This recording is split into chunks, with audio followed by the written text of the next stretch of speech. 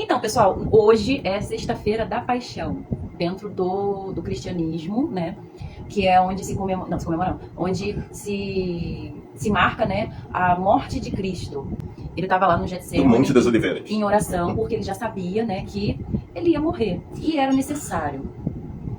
Porque através da morte de Cristo, que foi o sacrifício, que a gente tem outra palavra para chamar também, né, de sacrifício, sei lá. Sacrificium. Sacrificium, exatamente. E significa em latim ofício santo, trabalho santo. Então, exatamente, foi isso que Jesus fez, um ofício santo. E então Jesus fez esse ofício, cumpriu a missão dele, né, no final de se sacrificar pela humanidade, pela iniquidade dos pecados. E isso também envolveu muitas mudanças, porque Jesus era judeu. E quando ele morreu, quando ele estava lá no Monte do Calvário, Gólgota. Monte da Caveira. Isso. Quando ele morreu, os véus do santuário se rasgaram. E foi confirmado que não haveria mais sacrifícios animais, não haveria mais a necessidade, porque ele foi o cordeiro a ser sacrificado. Cordeiro de Deus que tirais o pecado do mundo, né? Exato. Agnus Dei qui tolli peccatum mundi. Sim, igual quando... Miserere nobis. Como é que era o nome daquele mocinho que Deus falou, vai lá sacrificar teu filho? E... Abraão e Isaac. Isso! Aí na hora Jesus falou, não, pegadinha do Não foi malandro. Jesus, não. Foi Deus, né? Foi isso. Aí depois Deus falou assim, não, pegadinha do malandro, não é pra sacrificar, não. Mas isso tinha até uma conotação, né? Você faz tudo pela sua divindade. Exatamente. E se a gente parar pra analisar dentro do caminho da mão esquerda, até eu sempre sou o advogado do diabo, ou advogado de Jeová. Se a gente parar pra analisar, cara, hoje em dia as pessoas não fazem porra nenhuma pelos seus deuses. Não. Elas esperam muito. Só pedem, mas não tem aquela devoção, não tem aquela entrega. Dificilmente vê uma entrega, uma devoção hoje em E dia. dentro do ocultismo, é muito difícil realmente a gente ver uma pessoa que realmente é devota àquela divindade. Tem um aspecto sobre isso muito relevante que eu ouvi de um dos mestres que eu tive uma vez, que foi, porra, tu não consegue decorar uma invocação de cabeça? O católico lá na igreja sabe o Pai Nosso, a Ave Maria, o Credo, Salve Rainha, e tu não decora uma oração. Pô, tão bosta, hein? Verdade. Mas não, é verdade. É verdade. É um esporro muito bem dado. Depois da morte de Cristo. Os apóstolos... Não, depois ele ressuscitou, né, na Páscoa. Na Páscoa? Foi na Páscoa. Daqui 3 dias ele ressuscita, é verdade, né?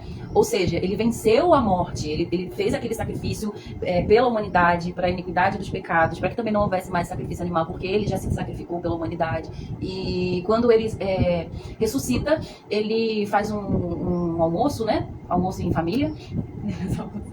Amor.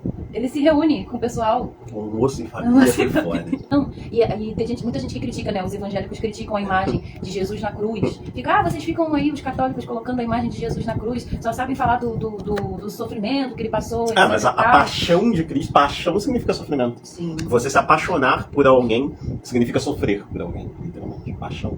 Você se passionalizar. E o católico, diferente do evangélico, ele se pauta na paixão. Na paixão de Cristo, sim. Na imitação da vida de Cristo. Cristo é o exemplo máximo. Então é o martírio, é a paixão, é a passionalidade. Uhum. Todo cristão é falso hoje em dia, eu discordo. A minha mãe não é.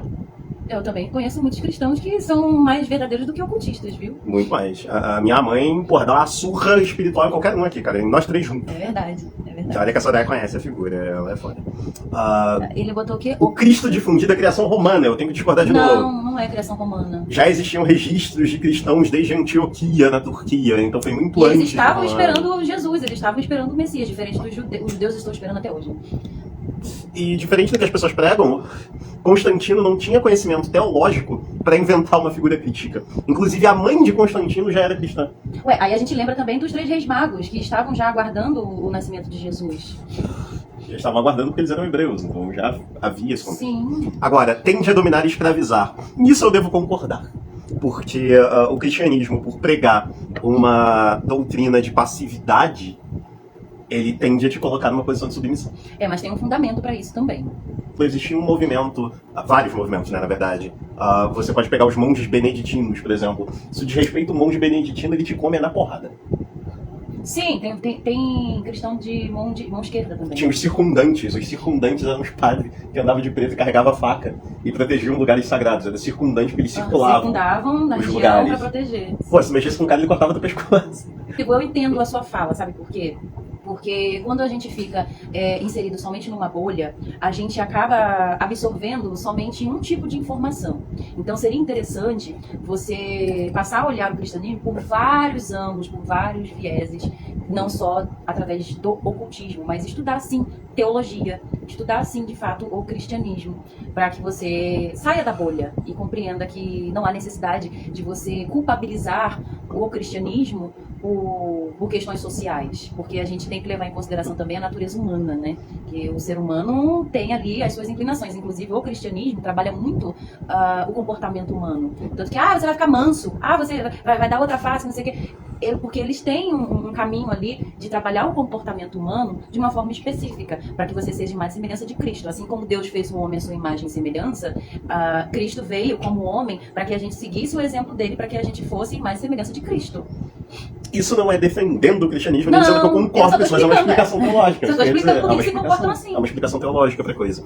Agora, da perspectiva histórica, dizer que Cristo foi uma invenção romana é um erro, assim, é um erro histórico. É um erro histórico. Mas aí, o que acontece? Depois do século II, na Grécia... século II e século III, principalmente. Entre o século II e o século III começaram, quando o cristianismo, né, começou a se propagar através dos apóstolos que saíram para evangelizar e de pregar o evangelho a todas as nações. Olha, já posso ser pastora. E aí eles chegaram na Grécia e surgiram aí algumas mesclagens, né, entre o paganismo e o cristianismo. Então os pagãos começaram a absorver, a se converter, né, ao cristianismo e começaram a fazer ali as suas próprias interpretações. Daí começam a surgir as escolas gnósticas. O que acontece? Vamos considerar o contexto da época com relação a acesso à informação e à velocidade em que ela chega. Era tudo por carta, né? Tanto que tem a carta dos apóstolos, a carta de Paulo, a carta de não sei quem. Primeira carta de Paulo à comunidade de Corinto. Né? Os apóstolos, eles tiveram uma diáspora pela região conhecida ali. Né? Então você teve Pedro pregando em Roma, você teve Paulo que foi para a Grécia. Em locais que eram politeístas e tinha muitos pagãos, porque a religião da época oficialmente não era o cristianismo. Então a gente tinha ali o paganismo. Então o cristianismo acabou se mesclando com o paganismo. E aí surgiram algumas escolas gnósticas. E o cristianismo ele sofreu processos, né? O primeiro processo, ele era proibido. Só podia exercer seu culto nas necrópolis, no cemitério, longe de todo mundo. Eles eram escorraçados socialmente. Sim. Aí você tem a invenção do Instituto Neroniano, que foi por Nero, né? Para condenar os cristãos à morte. Ser cristão era crime. Depois disso, você teve nova proibição do cristianismo. Foi proibido novamente.